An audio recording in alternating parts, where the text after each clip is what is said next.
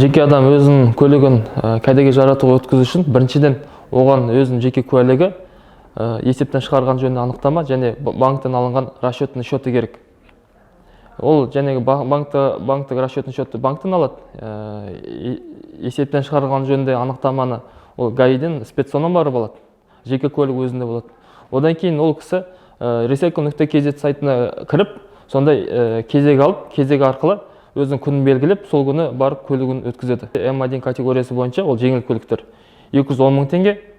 Егер ол М2, Н2, Н1 категория болса, оларға 420 мың теңге.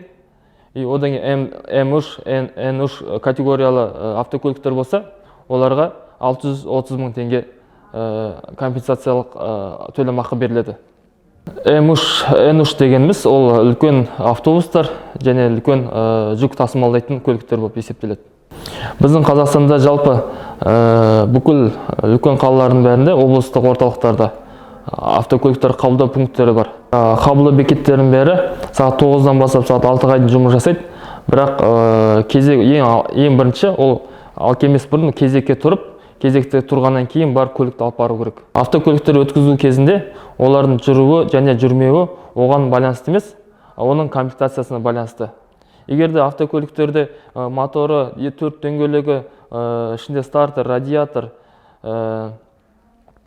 генератор болса, ол толық комплектация болып есептеледі. Және оған төлемақы 210 мың теңге беріледі. Кезекке тұру үшін ең алғашында recycle.kz сайтына кіріп, сонда кезекке тұру керек. Ең бірінші, егерде ол бұрын тіркелмеген жағдайда, ол бірінші тіркелу керек. Тіркелгеннен кейін барып ол кезек ала алады. Толық емес комплектация дегеніміз, ол моторы жоқ, егерде автокөлік болатын болса, олар қабылданбайды. Толық емес комплектация олар, яғни ол және кузовы болу керек автокөлікте, моторы болу керек, және коробка передачасы болу керек. Автокөліктің иесі пункт приемаға қабылдау пунктіне өзінің автокөлігін алып келген кезде, ол жәнегі сол жер регменджер құжаттарды толтырады.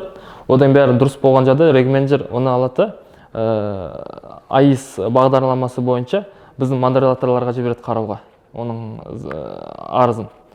Модератор қарау кезінде ол автокөлік егерде ұрланбаған және есептен шығарылған жағдайда ол автокөлікті қабылдайды. Сол қабылданғаннан кейін автокөлік иесіне 3 күннің ішінде өзінің автокөлігі бойынша төлем түседі.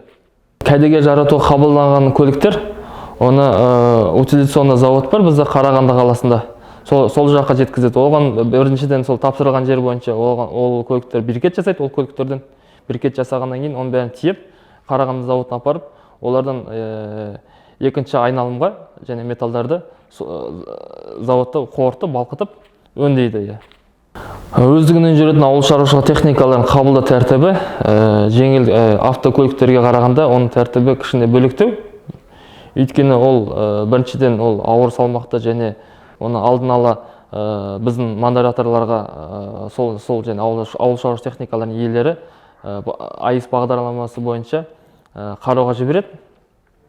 Егер де оның құжаттары және одағы фотосуреттер бәрі ережеге сәйкес келген жағдайда модератор өзінің комбайн немесе трактордың иесінің берген анықтамасын жергілікті атқарушы органға растау үшін жібереді. Жергілікті атқарушы орган өзінің растаған жағдайда оның бір заңды белгіленген тәртібі бар қараудың. Сол расталған жағдайда біздің менеджер жәнегі комбайн немесе трактордың иесіне звондап, күндерін белгілеп, алып келетін күнді сол күні комбайн немесе трактордың иесі өзінің ауыл шаруашылық техникасын біздің пункт қабылдау бекетіне апарып тапсырады.